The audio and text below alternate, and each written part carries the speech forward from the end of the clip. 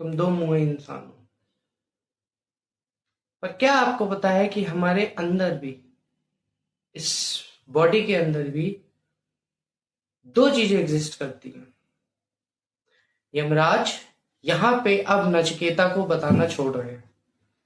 बात यह है कि जब टीचर प्यूरिफिकेशन और परगेशन की तरफ, जब शुद्धि की तरफ एक स्टूडेंट को ले आता है, फिर उसे समझाता है चीजों के बारे में, फिर जब वो क्लियरली थर्ड स्टेज पे ले जाता है, तब वो यूनिवर्सल ट्रुथ की तरफ लेके जाता है। नचिकेता के साथ अब यही हो रहा है कि अब उसको यूनिवर्सल ट्रुथ के साथ बताया जा रहा है, पर अब सिर्फ नचिकेता उसका पार्ट नहीं होने वाला है। अब पूरी दुनिया, पूरा ब्रह्मांड, पूरी सृष्टि, अब सब उसका एक हिस्सा बनने वाले हैं।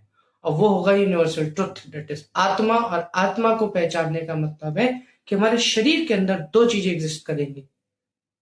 एक हम खुद जीवात्मा और एक परमात्मा। परमात्मा सिर्फ एक साक्षी होगा चीजों का, और हमारे कर्म हमारे होंगे, उसका आत्मा से कोई लेना देना नहीं होगा।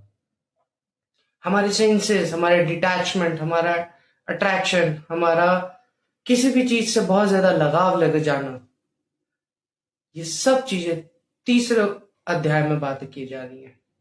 यहाँ यमराज बोल रहे हैं कि एक आपको सेक्रीफाइस करना पड़ता है, सेक्रीफाइस चीजों का। तो वो एक ब्रिज बनाता है, bridge between you and the आत्मा इटसेल्फ, द एब्सोल्यूट बीइंग। तो हमें ये ध्यान में देना जरूरी है कि हमें डिटैचमेंट जब तक हम नहीं करेंगे, तब तक हम लाइफ में आगे नहीं बढ़ पाएंगे। डिटैचमेंट हमें उस जगह पे लेके जाएगा जहां पे हम दुखी नहीं हो पाएंगे। बस हम दुख को भी जब महसूस करने लग जाएंगे, तो दुख के भी ज्ञानी हो जाएंगे।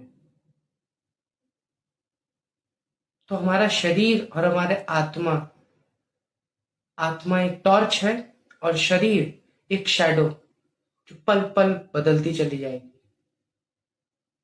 इस तरीके से अब यमराज सिर्फ नचिकेता पे फोकस नहीं कर रहे हैं, अब यमराज मेरे पे भी कर रहे हैं, आप पे भी कर रहे हैं।